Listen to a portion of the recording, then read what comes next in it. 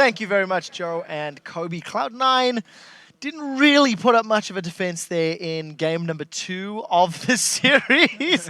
So momentary celebrations, of course, as 3 of the 4 analysts did predict OMG to actually secure a win there. I want to go back to picks and bans. I want to talk about OMG's team composition. I feel like it was super well thought out. They had elements of siege, they had elements of poke, they had ability to defend, they had wave clear. And Alan on Thresh. Alan first pick Thresh again. I really feel like he is a stand-up performer on that champion, and I just really don't know if Cloud9 had it together from picks and bans. Yeah, a couple of things in these lineups. I do like that C9 went for the Lucian Karma lane. I think it's really strong. I'm surprised that Sun actually ended up picking Twitch.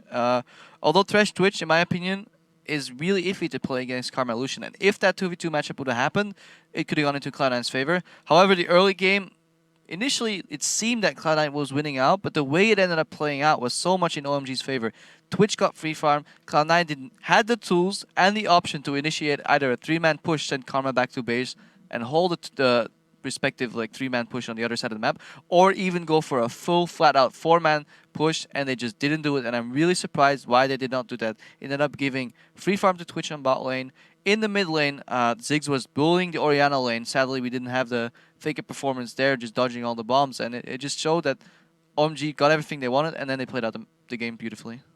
Yeah, to hop on that for a second too, I really think that having Meteos go back into the jungle instead of pushing early was somewhat of an error, especially when you're going to go ahead and give that blue buff over to Lucian. I actually love giving blue buff to Lucian in a lane swap situation, because the great thing about Lucian, of course, is his passive, where if he can constantly spam those abilities with lower cooldowns, with getting the mana regen, you can proc his passive more often to really push down a turret surprisingly quickly. But instead, they used it to basically tie the tower race, and they chose to have Meteos go back, try and get a CS advantage with Kha'Zix, but they really couldn't actually make any plays after that.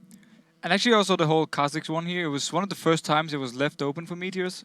And I think the reason Cloud9 didn't ban the Thresh was because they wanted to let first pick go to OMG here. They could first pick the Thresh, and they could get 2 very strong picks like both Lucian and Kha'Zix.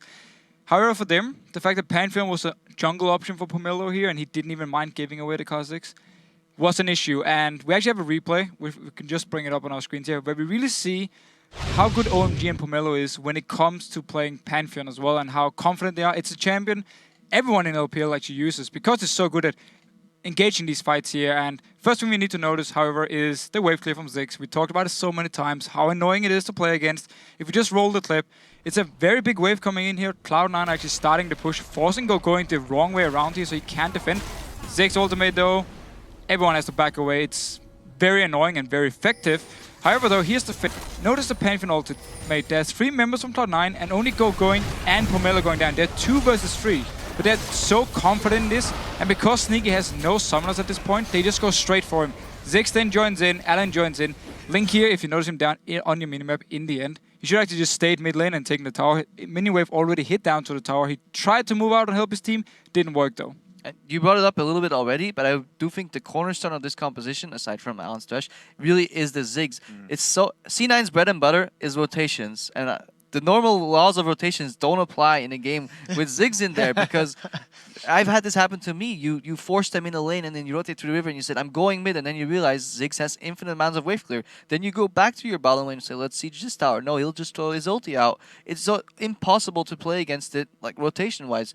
Maybe that's the reason why C9 didn't want to go for this lane swap situation where Ziggs would end up like evening it out, but it's such an annoying champion to play against. Great picks and bans from OMG. Great decision-making. Cloud9 unfortunately not delivering in the semi-finals. Freak, can we get some closing thoughts now about OMG, knowing they are in the finals, potentially looking at an All-Star Paris 2014 title? Yeah, so basically it's interesting because they pulled so much attention onto Xiang. He got 3 bans, both games, still got Ziggs a champion he plays a whole lot and did a great job with.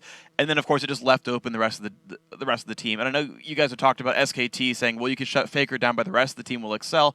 Well, we saw the same thing here. You focus your bans, you get some picks away from Xiang, and, well, Alan gets gigantic. Or Going goes into a bad top lane matchup both times, Jax versus Shyvana, and Shyvana versus Trundle, and both times he comes out ahead and makes the team fights work. So you've got a whole all-star crew of great players, and when you let them play a team fight composition where they show up as dudes and fight you, it works out for them.